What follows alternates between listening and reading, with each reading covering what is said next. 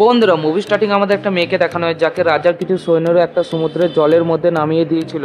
রাজার সৈন্যরা সেই মেয়েটাকে সমুদ্রের জলের মধ্যে নামিয়ে দিয়েছিল কারণ সমুদ্রের মনস্টারকে তারা সেই মেয়েটাকে খাবার জন্য দিয়েছিল। এরপর মেয়েটা সমুদ্রের জলের মধ্যে নেমে সেই সমুদ্রের মনস্টারটা আসার অপেক্ষা করছিল যে সমুদ্রের মনস্টারটা আসবে এবং তাকে নিয়ে চলে যাবে। কিন্তু অনেকক্ষণ পেরিয়ে যাওয়ার পরে সেই সমুদ্রের মনস্টারটা মেয়েটার কাছে আসে না, তাই সে মেয়েটা চারিপাশটা ভালো করে দেখতে শুরু করে। কিন্তু মেয়েটা যখন তার চারিপাশটা ভালো করে দেখতে শুরু করে তখনই সমুদ্রের মনস্টারটা আসে এবং তাকে জলের ভেতরে টেনে নেয়। তখন মেয়েটা সমুদ্রের জলের ভেতরে চোখ খুলতেই দেখতে পায় যে সেই বিশাল মনস্টারটা একেবারে তার সামনে চলে এসেছে।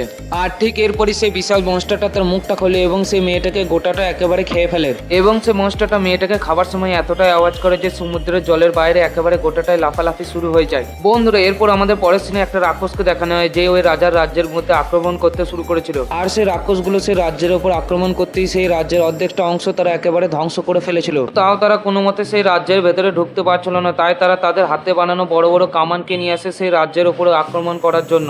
এরপর সেই রাক্ষসগুলো সেই রাজ্যের কাছের একটা পাহাড়কে তাদের কামান দিয়ে ভাঙতে শুরু করে দেয়। আর সেই পাহাড়ের বড় একটা টুকরোকে ভেঙে তারা সেই রাজ্যের সামনে নদীর উপরে ফেলে দেয়, যেইটার উপর দিয়ে তারা খুব সহজেই সেই রাজ্যের ভেতরে ঢুকতে পারতো। বন্ধুরা, ভিডিওর পার্ট 2 দেখার জন্য ভিডিওটাকে লাইক করে চ্যানেলটাকে সাবস্ক্রাইব করে দাও আর কমেন্ট বক্সের মধ্যে পার্ট 2 লিখে দাও। ধন্যবাদ।